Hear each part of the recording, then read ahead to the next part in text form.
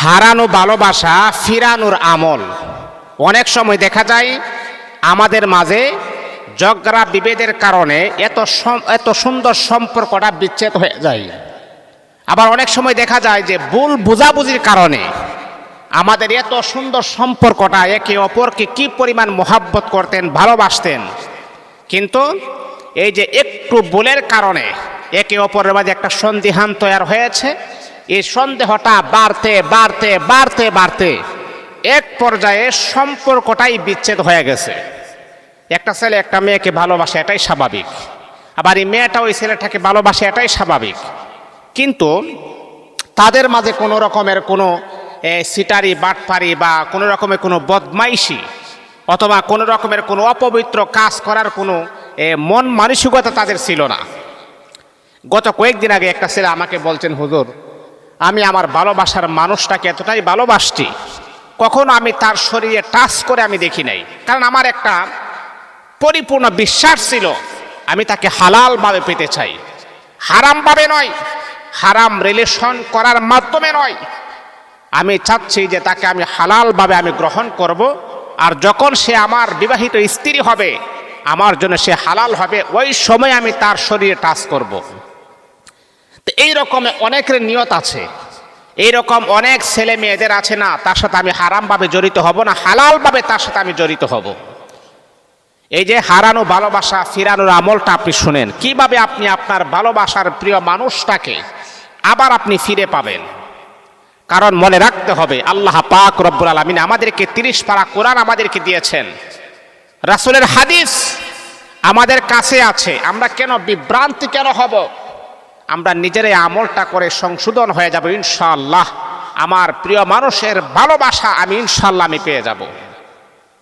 কারণ এই পৃথিবীতে আল্লাহ তার বান্দাকে ভালোবাসেন, বান্দা তার রবকে ভালোবাসেন, মা তার সন্তানকে ভালোবাসেন, সন্তান তার মাকে ভালোবাসে, স্বামী তার স্ত্রীকে ভালোবাসে, স্ত্রী তার স্বামীকে ভালোবাসে, বাবা তার সন্তানকে ভালোবাসে, সন্তান তার মা বাবাকে ভালোবাসে। ভালোবাসা ছাড়াই পৃথিবীটা আসলেই অচল। যেখানে ভালোবাসা নাই, এখানে বুঝবেন যে আপনার মাঝে কোনো মূল্য নাই, সেখানে আপনি কখনো বসবাস করবেন না, থাকবেন না। আর ভালোবাসাটা এতটাই শক্তিশালী, ভালোবাসা দিয়ে একটা মানুষকে আপনি আকৃষ্ট করতে পারবেন, একটা মানুষকে আপনি আপনার নিজের নিয়ন্ত্রণে নিয়ে আসতে পারবেন। কিন্তু বাবা, টাকা পয়সা ধন সম্পদ দিয়ে কখনো ভালোবাসা অর্জন করা যায় না। তাহলে আল্লাহ পাক রব্বুল আলামিনের বান্দা শোনো,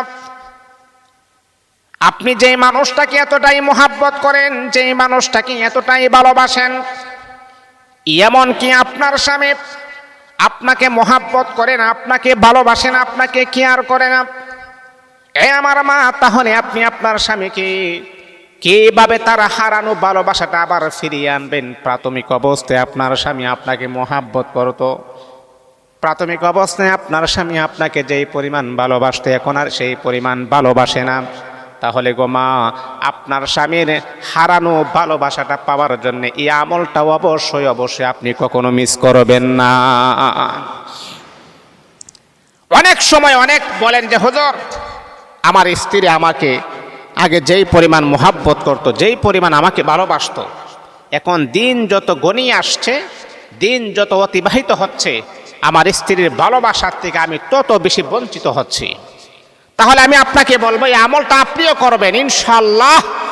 আপনার প্রিয় মানুষের ভালোবাসা আপনি পেয়ে যাবেন, সে আপনার গোলাম হয়ে যাবে, ভালোবাসার জন্য সে আপনার জন্য বেকুল হয়ে যাবে। যদি আপনার প্রিয় মানুষটা যদি আপনাকে ধোঁকা দেয়, আপনার সাথে যদি সম্পর্ক রাখতে না চায়, তাহলে বাবা আপনি এই আমলটা আপনি করবেন। প্রথমত 5 ওয়াক্ত নামাজ পড়তে হবে। আল্লাহ পাক রব্বুল আলামিন কোরআনুল কারীমের ভিতরে আমার আল্লাহ তো সুন্দর করে জানায়া দিয়েছেন, ইয়া আইয়ুহাল্লাযীনা আমানুস্তাঈনু বিস-সাবরি ওয়াস-সালাহ ইন্নাল্লাহা মা'আস-সাবিরিন। হে আমার বান্দা ও আমার বান্দি, তোমরা যখন আমি আল্লাহ পাকের কাছে যখন সাহায্য চাইবা, আচ্ছা বলেন তো, আমরা সাহায্য চাই কার কাছে? আল্লাহর কাছে চাই না? তা আল্লাহ তাআলা এই কথাটাই বলতেছেন, আমার বান্দা ও আমার বান্দি, তোমরা যখন আমি আল্লাহ পাকের কাছে যখন কোনো কিছু যখন তোমরা চাইবা, তখন অবশ্যই অবশ্যই তোমরা দুইটা জিনিসের মাধ্যমে তোমরা চাও, আমি আল্লাহ অবশ্যই তোমাদের হাজতকে পরিপূর্ণ করে দিব। আল্লাহু আকবার, আল্লাহু আকবার। তাহলে দুইটা মাধ্যমে তোমরা সাহায্য চাও। এক নাম্বার হলো আমানু বিস সবর, ধৈর্য ধারণ করো, সবর করো। ধৈর্য ধারণের মাধ্যমে আমি আল্লাহ পাকের কাছে, ও আমার বান্দা, ও আমার বান্দি, তোমরা আমি আল্লাহ পাকের কাছে সাহায্য চাও। এতটা পাগল হয় না, এতটা অস্থিরতা যেন কাজ না করে রে বান্দা। যত বড় কষ্ট আসুক না কেন, তারপরে কখনোই অ্যাক্সেস হওয়া যাবে না। ধৈর্য ধারণ করেন, সবুর করেন।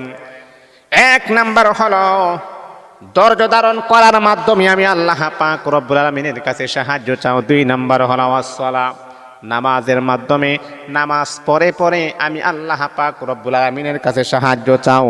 আমি আল্লাহ অবশ্যই অবশ্যই তোমার হাজত পরিপূর্ণ করে দিব। তাহলে এক নাম্বার হলো সবরের মাধ্যমে, ধৈর্য ধারণ করার মাধ্যমে আমি রব্বে কাবার মালিকের কাছে তুমি সাহায্য চাও। দুই নাম্বার হলো নামাজের মাধ্যমে। আজকে যারা প্রিয় মানুষকে হারিয়ে একেবারেই অস্থির হয়ে গেছেন, পাগল পারা হয়ে গেছেন, আপনারা ধৈর্য হারা হবেন না। এই আমলগুলো আপনি করবেন। 5 ওয়াক্ত নামাজ যেন মিস না হয়। যত কঠিন মুহূর্ত আপনার সামনে আসুক না কেন, যত বড় বিপদ আসুক না কেন, অস্থিরতা যেন কাজ না করে, অনীহা যেন কাজ না করে। আপনি ধৈর্য ধারণ করেন আর প্রিয় মানুষটার জন্য 5 ওয়াক্ত নামাজ পড়েন। আল্লাহ পাক রব্বুল আলামিনের কাছে দোয়া করতে হবে। এ আল্লাহ পাক রব্বুল আলামিন, এ আল্লাহ তাআলার বান্দা, কিভাবে আপনি আমলটা করবেন? যদি আপনার প্রিয় মানুষের ভালোবাসাটা যদি আপনি ফিরিয়ে আনতে চান, কিভাবে আমলটা করবেন? প্রথমে 11 বার দুরূদ শরীফ পড়বেন। যেই দুরূদটা আমরা নামাজের ভিতরে যে দুরূদ শরীফ পড়ি, দুরূদ ইব্রাহিম, সেটা আপনি গণনা করে করে 11 বার আপনি পড়বেন।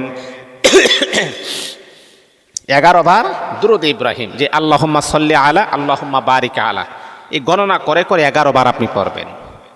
11 বার পড়ার পরে আবার 11 বার আপনি ইস্তিগফার পড়বেন। আস্তাগফিরুল্লাহ রাব্বি মিন কুল্লি যামবি ওয়া আতুবু ইলাইহি, লা হাওলা ওয়ালা কুওয়াতা ইল্লা বিল্লাহিল আলিয়্যিল আযীম। এটাও 11 বার আপনি পড়বেন।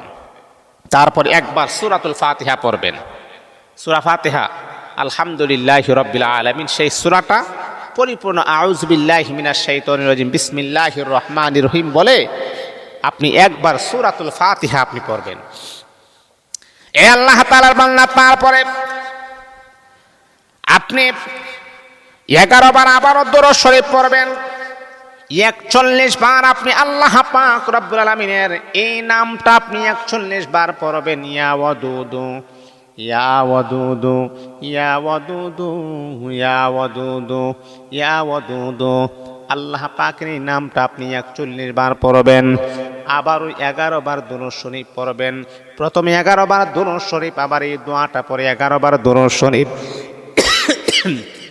তারপরে আপনি দুরূদ শরীফ পড়ার পরে আল্লাহ পাকের কাছে আপনি বলবেন, আল্লাহ, এই মানুষটা যদি আমার জন্য কল্যাণকর হয়, আল্লাহ, আমার প্রিয় মানুষটা যদি আমার জন্য কল্যাণকর হয়, আমার জন্য সফলতা হয়, আমার প্রিয় মানুষটাকে তুমি আমার আয়াত্ত দিয়ে দাও, আমার প্রিয় মানুষটাকে তুমি আমার কাছে নিয়ে আসো।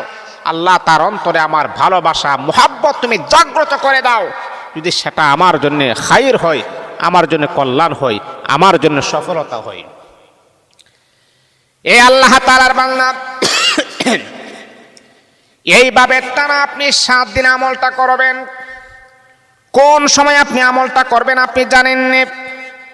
এটা ফজরের পরে আপনি করতে পারেন, অথবা এশারের নামাজের পরে আমলটা আপনি করবেন। যে কোনো একটা সময় আপনি বাছাই করে নেবেন, অথবা ফজরের পরে অথবা এশারের পরে।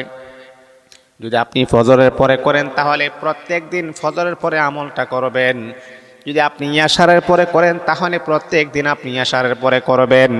টানা 7 দিন আমলটা করবেন, ইনশাআল্লাহ আপনার প্রিয় মানুষের অন্তরে আপনার প্রতি এক প্রকারের মহাব্বত আর ভালোবাসা সৃষ্টি হয়ে যাবে। মনে রাখতে হবে, হালাল সম্পর্ক, ধৈর্য, বিশ্বাস কোনো কুফরি বা হারাম তত্ত্বের মাধ্যমে হয় না। এইভাবে আল্লাহ পাকের এই কোরআন আপনার মানে প্রিয় মানুষের অন্তরটাকে চেঞ্জ করে দিবে, পরিবর্তন করে দিবে। যদি এই বিশ্বাস ইয়াকিন যদি আপনার থাকে, এই পরিমাণ বিশ্বাস নিয়ে যদি আপনি আমলটা করতে পারেন, ইনশাআল্লাহ কয়েকদিনের ভিতরে আপনি দেখবেন তার অন্তরে আপনার প্রতি এক প্রকারের মহাব্বত আর ভালোবাসা ফিরে আসবে। সে দেখবেন স্বেচ্ছায় আপনার সাথে যোগাযোগ রাখার চেষ্টা করবে। সে নিজেই বলবে যে আমারই ভুল হয়েছে, ঠিক আছে, আমাদের সম্পর্কটা আমরা চাই, এমনকি তোমাকে আমি বিবাহ করতে রাজি আছি। এই জন্যে বাবা, আমরা তো আসলে বুকার সাগরে বসবাস করি। কোরআন এবং হাদিস থাকতে আমরা কত রকমের বেফাস জায়গায় মন্তব্য করি, কত কুফুরি করি। না না বাবা, কুফুরি করে একজন মানুষকে আপনি আকৃষ্ট করতে পারবেন না। একজন মানুষকে আপনি আকৃষ্ট করতে পারবেন না। সবচাইতে উত্তম জিনিস হচ্ছে আল্লাহ পাক রব্বুল আলামিনের কোরআন এবং হাদিস। এই কোরআন এবং হাদিসকে যদি আমরা সুন্দরভাবে যদি ব্যবহার করতে পারি, এই কোরআন এবং হাদিস ইনশাআল্লাহ আমাদেরকে